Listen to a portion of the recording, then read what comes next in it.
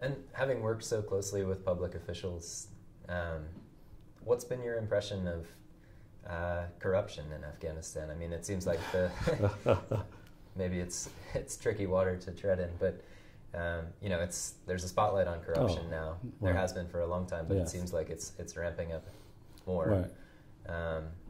You know, were these mostly public servants with the best interests of their communities in mind? And when they weren't, you know, how did you work around those corruption issues and still, do you just sort of cut the cord and move on to the next municipality? One of the things we did was we never cut the cord, because, you know, I'm a public servant for over 30 years, and I believe that every government exists to provide services to its, you know, their constituents.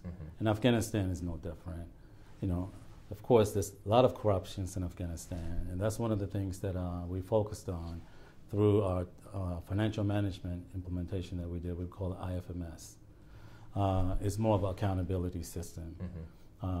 So there's a financial accountability that exists now, because now central government could see how much revenue is being collected by the municipal government. And unlike most places, when they collect these taxes, they don't collect taxes personally. The people actually go to the bank and make payments. You know, so there's this level of transparency and accountability there, and we get bank reports. So there's a reconciliation process. Even with business licensing, you know, we had certain corruptions that was going on. People were issuing licenses in the beginning and collecting cash, because that's a cash business. Right, and the money never made it back to the municipal coffer. Right.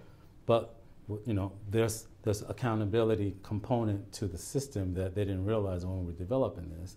So, you know, once the license was issued, there's a accounting system that creates accounts receivable for that each license. So we had issues that went on where licenses were issued and money wasn't collected. But through this accountability process, they realize, oh, okay, I can't do certain things like I used to do anymore. So it's not business as usual. I have to be accountable for each license issued, because at the end of the day, when the report's generated, if there's no payment made, then I'm going to be held accountable. So it's happened in a couple of municipalities. So so people are slowly transitioning. You know, you're not going to eliminate corruption in Afghanistan overnight. That's not going to happen. You know, but it's a slow process. The U.S. went through the same thing, right? So Afghanistan is no different. So the thing is, we have to continue the progress I think that we have seen over the last 3 years. You know, but question is, if you don't continue that process, then there's going to be a fall off, right? So that's why I said local ownership is critical. But one of the things, you know, we left, but they're still collecting taxes, right? They never did before. We left, but they're still cleaning the streets, you know, because now they've taken ownership and pride in providing services to their people. So when they have community meetings, they never had community meetings before. So we created an outreach program to close that communication gap. And we made sure in Kandahar, women are not allowed to normally voice their opinion, right? And the kids don't attend these meetings. So we could create a community forum for women and the kids to make sure that their views were integrated into municipal budget planning process in 2014. So this is the first time something like that has happened. So things are changing. I'm on the ground and I've seen it, you know, and I think positive changes are happening.